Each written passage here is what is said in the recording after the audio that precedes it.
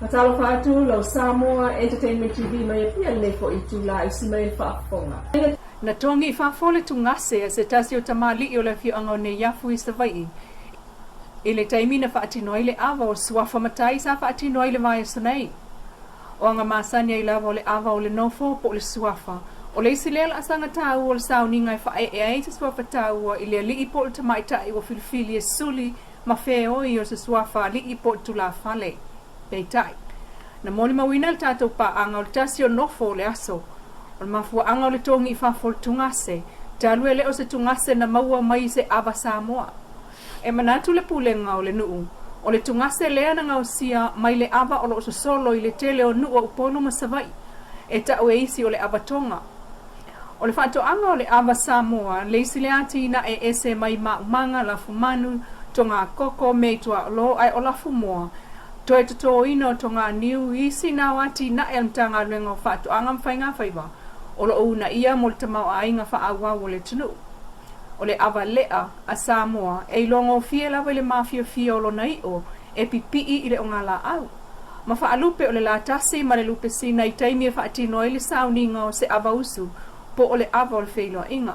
O le tongi i whafo le tungase i le taimi o sauninga wha apesa vai. E fōu le wa aimal wha alongo whanau na soi fuane i atunu i whafo. O le vai tau o whai ngā matai le atunu pe fo na moli mawina mai whale alili. Le umane o le sauninga awa ai whai tufa ngā lole o se wa inga fōu i le asanga o le awa i upolu peitai. O ta uel tato pa anga mai sa la whai o le toi ati na ina o le awa Samoa e le ngata ina wha atu mawina i le mamalu le anga i whanua ai o tamau a inga o Samoa iana o loa whaatau atu i tanu i whafo e peo si amani saina mai apani. Inisi o tala o whianga iele tanu umaso malolo ai o whawhiwhianga o kirisimasi mal tausanga fau. Ai le o nofo i ai le whaamanatu a le SVSG le Samoa Victim Support Group. Malana au nanga o soso animasani le taimi ato tapuni ai lo na ofisa o na oso malolo ai o lo tatala pea le leina telefoni valu se lau fitu valu fitu faa. I le au ato malepo. O whamtalanga whalau i tele mai pulenga o le SVSG wo la ato mai ta wina o taimi lava whaapenei. I aso whaamanatu e maua lunga i le au whai o mta upu tau sawanga whaamawina.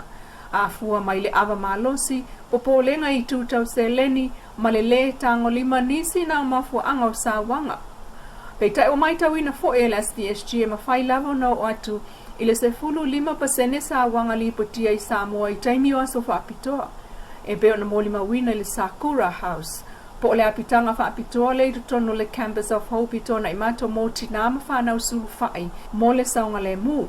Walata ili se lau i la tōu le taiminei mai ono si tia le au whai i le whai unga o le tausanga.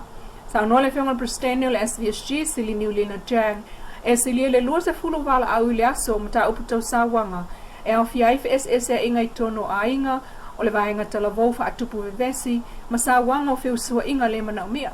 Sa no fo isili niu mai le fitu i le afiafi i le ono i le vaveao, e se ili se fulu vala au wha mawina e so tanga i sa wanga i tono a inga. O le laina fsosani lea na whatu a amata mai le tosanga i loa fesu tolu. O mai ta wina o se la sanga muli muli lava lea e tapa i aise a inga o sa waina, ma fia maua se la veai, ma wha o tuai i le vaenga o sa wanga antanga ruenga o leo leo.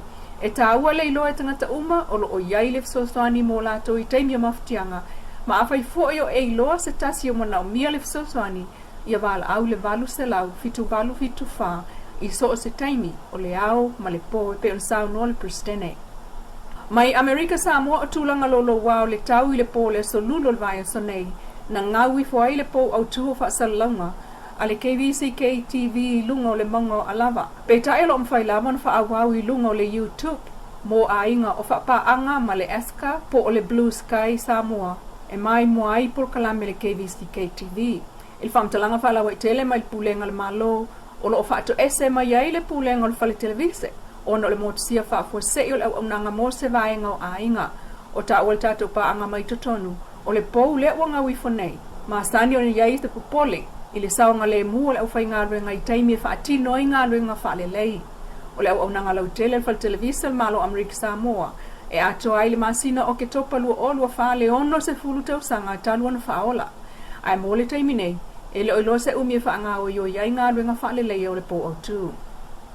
Ua whaitawi tū la tau nuu le so sā muli o le lua o lua tolu mo na tāpua inga māsani. Pei tai o le lona lua ile nei o tausanga mō Samoa. Ua whamanatu whaatasia ia upolu ma savai ile au lia o lona tausanga fau. Pe a o atu le lua o lua wha. I tāpenanga le pulenga o Tulisi o le afiafi o tausanga fau. I tāpenanga le pulenga o Tulisi mo le afiafi au lia le tausanga fau. E au fiai le whaitau whaatasi o minute le vailuanga I Samoa a toa. Wa tofa me whaapapai uponu I tau langa wa ai mata autu, ai whaapena fo I savai I ngā tai whalo le whionga o si ufanga. Ta ua le sunga losa ma ia I me le vaenga whaatawa inga le pulenga o Tulisi. O sa taimi wa atofa I whaafifia whaatasi ai a inga, I whanau ma matua mo I lato o lalai upolu, ai o le motele sa la whai. Ai le whaalau loa ina o Samoa I le larolangi e pe o na ta ua pulenga Tulisi le ua whaamalo ai, ma whaafetai le pulenga. O tangata ma Asia si mai I Samoa I le ali I fusu ia chai o petaya, le siampine o larolangi le pango le cruiserweight, na manu malo ai le la fusuanga ma ele soro o Peretania. O le fusuanga le na whai e Saudi Arabia, ma ia tu I whaamalo lo ai soro ai toe o nai minute umal ta amitusanga mua o le se fulu lua ta amitusanga. Bully too far. Backward. Oh, big shot! Single shot. Left hand. Zorro is out. Zorro is out. His head hit the canvas. That's bad news. He gave an indication of what was to come earlier in the round. Mai atu e manu malo ai foi, I le fusi talu mai o ke topa I le tuioti whaasanga I leisi foi Peretania, Jordan Thompson. Ma wanga wa ai nei una whaase e atu le panga mamafa. Ina ua o mai ate semalu o lua tolu, wa lua se fulfa ai ana fusuanga, lua se fulfa manu malo, le ai se whaia ina. O le wha malo le ofisilo le pulenga o Tulisi, to le afoa pativaine e peta ia te vita I le sao le fo ialo le tunu, I ta alonga le wha lauloa ina o Samoa I le lalulangi. Ai tala le tamai o le tautala mai an nafi o wha maalusia pea lapta inga o timunga mamafa. Wha maalusia fautuanga mo lolonga.